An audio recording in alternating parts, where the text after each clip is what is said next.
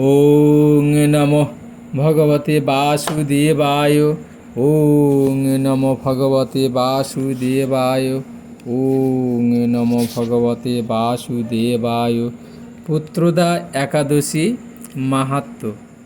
যুধিষ্ঠির বললেন, হে কৃষ্ণ, পৌষ মাসের শুক্লপক্ষের একাদশীর নাম কি, বিধিই বা কী?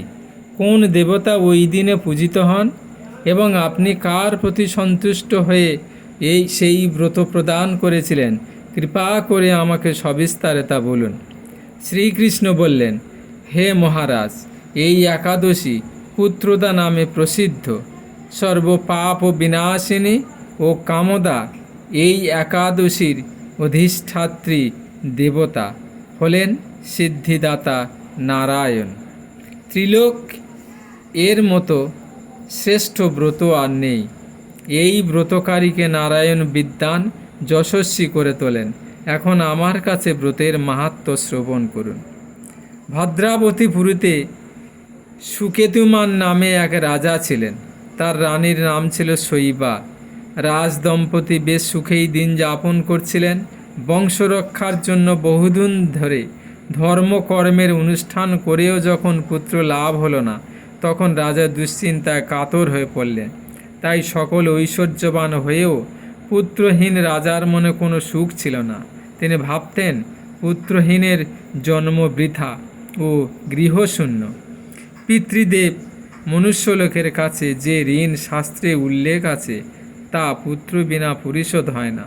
পুত্রবান জনের এ জগতে যশ লাভ এবং উত্তম গতি লাভ হয় এবং তাদের আয়ু, আরোগ্য, সম্পত্তি প্রভৃতি বিদ্যমান থাকে। নানা দুশ্চিন্তাগ্রস্ত রাজা আত্মহত্যা করবেন বলে স্থির করলেন, কিন্তু পরে বিচার করে দেখলেন আত্মহত্যা মহাপাপ। এর ফলে কেবল দেহের বিনাশ মাত্র হবে, কিন্তু আমার পুত্রহীনতা তো দূর হবে না। তারপর একদিন রাজা নিবিড় বনে গমন করলেন। বন ভ্রমণ করতে করতে দ্বীপ্রহর অতিক্রান্ত হলে রাজা ক্ষুধা তৃষ্ণায় অত্যন্ত কাতর হলেন। এদিক ওদিক জলাদির অনুসন্ধান করতে লাগলেন।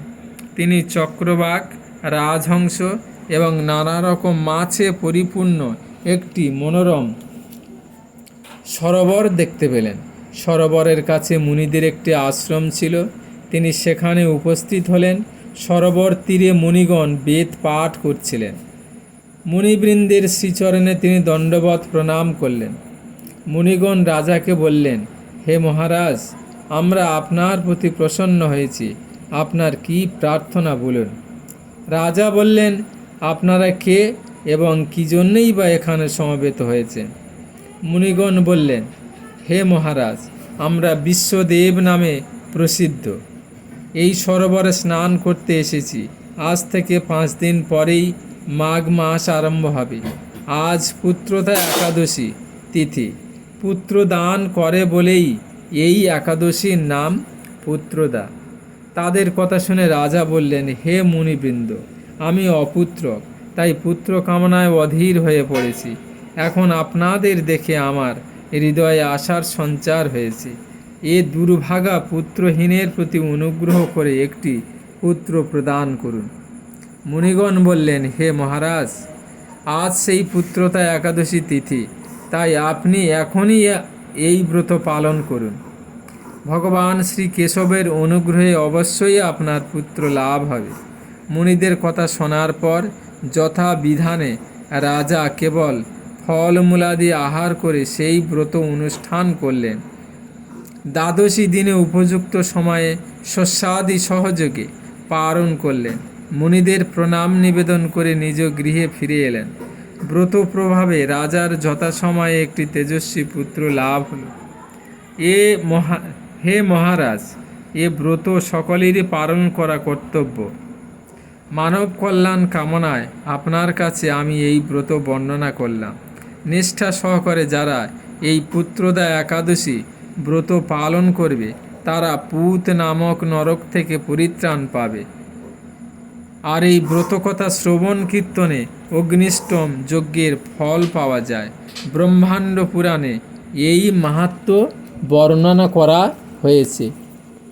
যদি আমাদের চ্যানেলটি ভালো লেগে থাকে তাহলে চ্যানেলটি সাবস্ক্রাইব লাইক করে পাশে থাকবেন এবং শেয়ার করে দেবেন। পুত্রদা একাদশী উপবাস 31শে ডিসেম্বর বুধবার 2025, 15ই পৌষ এবং পারণ 1 জানুয়ারি 2026, 16ই পৌষ বৃহস্পতিবার, সকাল 6:18 থেকে 9:52 মধ্যে। পুত্রহীন দম্পতি পুত্র কামনায় নিষ্ঠাভরে এই একাদশীটি অবশ্যই পালন করবেন। ভগবানের আশীর্বাদ আপনাদের উপর বর্ষিত হবে। ওং নমঃ ভগবতে বাসুদেবায়। ওং নমঃ ভগবতে বাসুদেবায়। ওং নমঃ ভগবতে বাসুদেবায়।